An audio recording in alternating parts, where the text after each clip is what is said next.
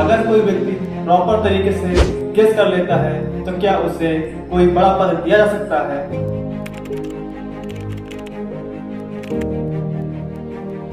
अगर किसी व्यक्ति के सामने केवल ऑप्शनल क्वेश्चन को पुट कर दिया जा रहा है और वो गेम ऑफ चांस के थ्रू उस पेपर को सॉल्व कर लेता है और बिना किसी मेंस के उसको आईएएस जैसे किसी बड़े पद को दे दिया जाए, तो क्या वो जिले का या अपने विभाग का सही तरीके से संचालन कर सकेगा? क्या वह सोसाइटी को ठीक तरीके से रन कर सकेगा? ऑनलाइन गेमिंग ऐसा बड़ा प्लेटफॉर्म रहा हुआ है, ना केवल बच्चों के भविष्य का या फिर किसी व्यक्ति के भविष्य का या फिर समाज के भविष्य का, बल्कि यह लोकतंत्र के भविष्य के लिए खतरा बन चुका है। ऑनलाइन प्लेटफॉर्म के एक online application Mahadev betting app, जिस पर ईडी ने बड़े बड़े खुलासे किए हैं और यहाँ तक कि देश के जाने माने फिल्म अभिनेताओं तक इसकी जांच जा रही है।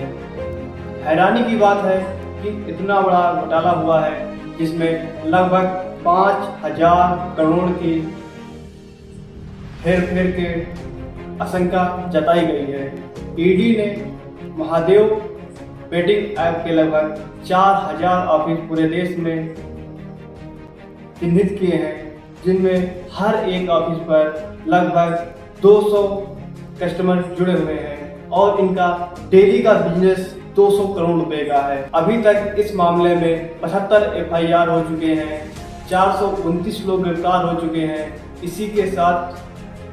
151 लैपटॉप को सीज किया गया है, 850 स्मार्टफोन को सीज किया जा चुका है, लगभग 2.5 करोड़ की लग्जरी कार को भी सीज किया गया है और साथ ही लगभग 3033 अकाउंट को इससे जुड़ा हुआ पाया गया है, जिसमें से लगभग 1000 से भी अधिक अकाउंट को सीज कर दिया गया है। यह मामला तब तक पड़ा जब ईडी ने एक बड़े आयोजन का निशाना बनाया, क्योंकि वो आयोजन हैरत अंगेज था, जिसमें लगभग अपनी शादी में 200 करोड़ रुपए खर्च किए गए थे। 200 करोड़ रुपया यह पैसा खर्च हुए, इसमें अभिनेताओं का संबंध इस तरीके से निकला क्योंकि इन अभिनेताओं को ना ही ऑनलाइन ट्रांजैक्शन किया गया और ना ही कोई स्पेशल गिफ्ट दिया गया था, बल्कि उनको कैश के रूप में भुगतान किया गया था, जो रकम गैर कानूनी ढंग से हिंदुस्तान में लाया गया था। महादेव बेटिंग ऐप के दो प्रमुख लोग जिनको काफ़ी चर्चे में हैं, एक सौरभ चंद्राकर और दूसरे रवि उपकर। ये दोनों लोग छत्तीसगढ़ के भिलाई पे रहने वाले थे, जहाँ पर सौरभ उपकर ने पहले जूस का दुकान खोल रखा था और इसका सेम नाम महादेव जूस शॉप कर था और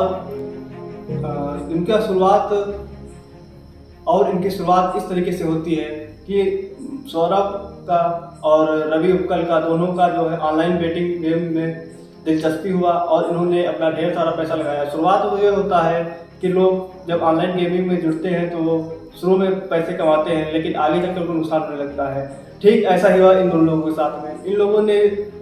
सट्टेबाजों से तमाम पैसा लेकर ऑनलाइन बेटिंग गेम में लगाया और हार गए। हारने के बाद हुआ ये कि इनके ऊपर लगभग 10-15 लाख का कर्जा हो गया और वही मामला हुआ कि ये लोग अंत में हिंदुस्तान को छोड़कर यूएई में भाग गए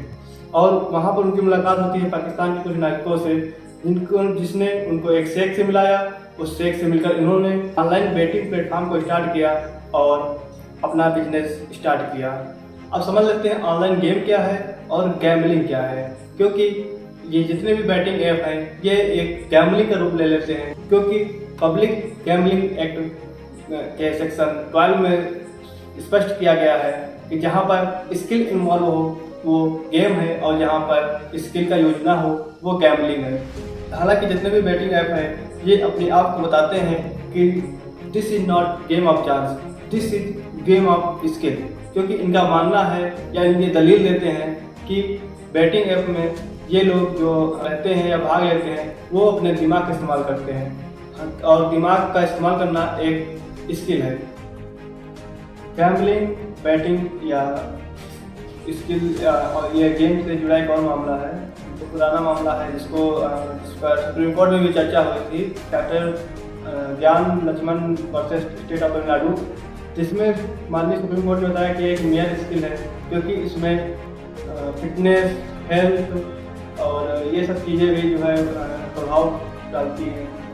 अब फिर आते हैं अपने उसी मामले पर, जिसमें बॉलीवुड के जाने माने अभिनेता कपिल शर्मा, सोनू सूद, रणबीर कपूर, राशि सिन्हा, सनी लियोनी और हुमा कुरैशी जैसे चर्चित अभिनेता अभिनेत्री को इसमें लिप्त पाया गया है और ईडी तलाश उन पर लटकी हुई है। अभी हाल ही में इस मामले में रणबीर कपूर से बारे में जब ईडी ने पूछताछ किया तो उन्होंने कहा कि हमें थोड़ा वक्त दें और हम अपने वकील से पूछकर बताएंगे कि मामला क्या है। इस तरीके से रणबीर कपूर की चर्चा काफ़ी सामने हुई थी और इसी तरीके से देश में न जाने कितने बैटिंग ऐप काम कर रहे होंगे, जिनकी जानकारी हम लोगों को या